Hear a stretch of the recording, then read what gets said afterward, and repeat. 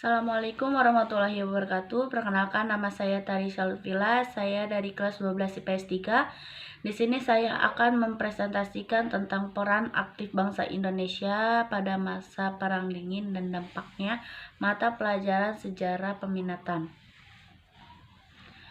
Peran aktif Indonesia dalam Perang Dingin sejak proklamasi kemerdekaan Indonesia menerapkan kebijakan politik luar negeri bebas aktif. Kebijakan tersebut menegaskan bahwa Indonesia tidak ikut dalam blok manapun karena cita-cita bangsa Indonesia dalam mewujudkan perdamaian dunia. Dampak Perang Dingin yang mengancam negara-negara dunia mendorong Indonesia turut berperan dalam upaya meredakan Perang Dingin. Sebagai negara berkembang, Indonesia tetap berusaha menunjukkan perannya bagi dunia internasional. Usaha untuk mewujudkan perdamaian dunia ditunjukkan Indonesia dengan peran aktif sebagai berikut. Aktif dalam gerakan non-blok atau juga bisa disebut dengan non-aligned movement. Yang pertama ada latar belakang ide awal mengenai perlunya organisasi negara-negara non-blok tercetus dalam Konferensi Asia Afrika atau juga bisa disebut dengan KAA di Bandung pada tahun 1955. KAA menghasilkan Dasar-Sila Bandung. Sebagai kelanjutan dari KAA, beberapa negara setuju membentuk suatu organisasi yang benar-benar bebas dari pengaruh dua negara adidaya. Organisasi tersebut dinamakan Gerakan Non-Blok. Gerakan Non-Blok berdiri pada tanggal 1 September 1961 di Beograd, Yugoslavia. Pendiri GNB adalah Presiden Soekarno, yaitu Presiden Indonesia, Presiden Joseph Broz Tito, yaitu Presiden Yugoslavia, Presiden Gamal Abdul Nasir, yaitu Presiden Mesir, Perdana Menteri Pandit Jawaharlal Nehru, yaitu Perdana Menteri dari India, dan Presiden dari Ghana. Yang kedua ada tujuan GNB antara lain yaitu yang pertama memelihara perdamaian dan keamanan internasional.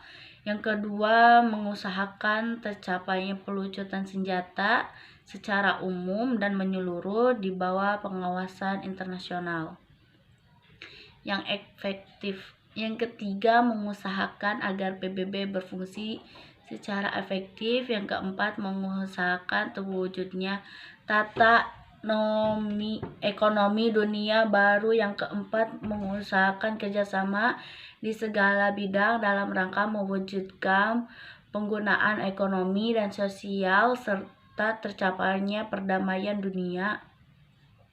Yang ketiga ada asas pembentukan GNB didasarkan asas yang pertama, GNB bukan suatu blok tersendiri dan tidak bergabung dalam blok yang saling bertentangan. Yang kedua, GNB merupakan wadah perjuangan negara-negara yang sedang berkembang yang gerakannya tidak pasif. Yang ketiga, GNB berusaha mendorong perjuangan dekolonisasi di semua tempat, memegang teguh perjuangan melawan imperialisme, kolonialisme, neokolonialisme, rasialisme, apartheid, dan Zionisme.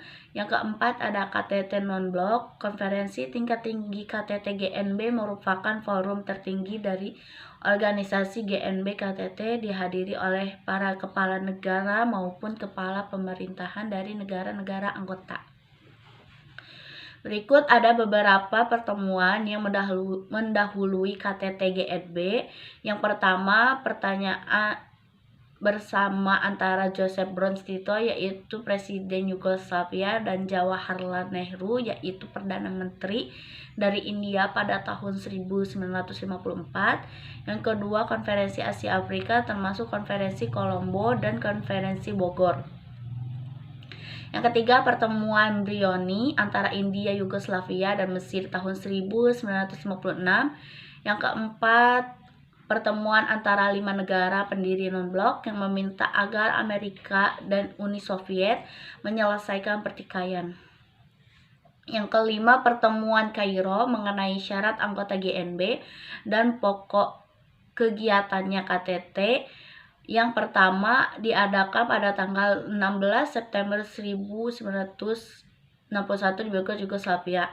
Negara-negara yang diundang untuk menghadiri KTT di Bogor tersebut adalah negara-negara yang dapat mengikuti syarat-syarat, yaitu sebagai berikut.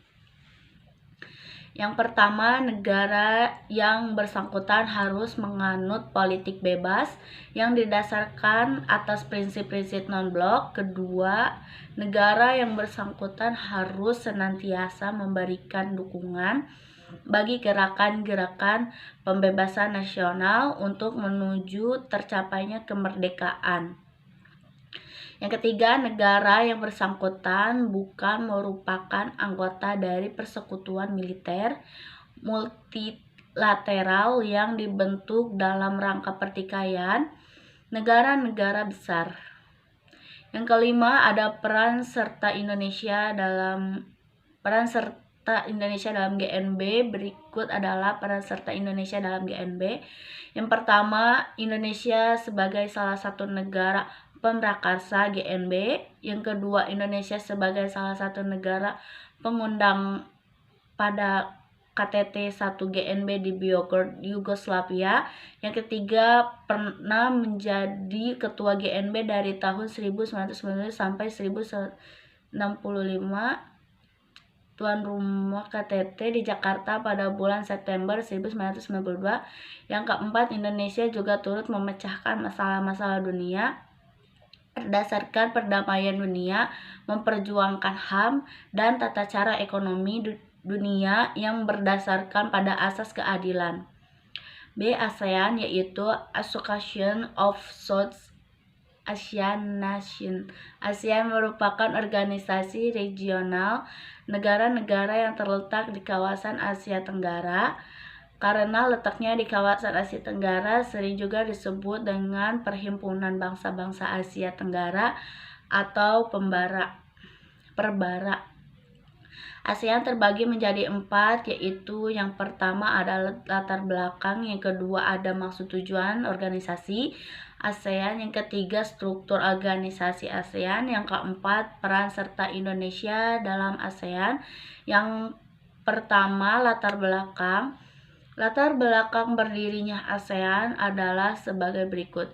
Yang pertama, berakhirnya konfrontasi yang timbul di Asia Tenggara antara Indonesia, Malaysia, dan Filipina. Yang kedua, persamaan senasib akibat ditindas bangsa penjajah. Yang ketiga, persamaan dalam bidang kebudayaan, bahasa, tata krama, dan pola kehidupan. Yang keempat, persamaan letak geografis yang strategis dalam percaturan politik dan ekonomi internasional. Dan juga yang kedua, yaitu maksud dan tujuan organisasi ASEAN. Mengenai maksud dan tujuan organisasi ASEAN termuat dalam deklarasi Bangkok, yaitu sebagai berikut.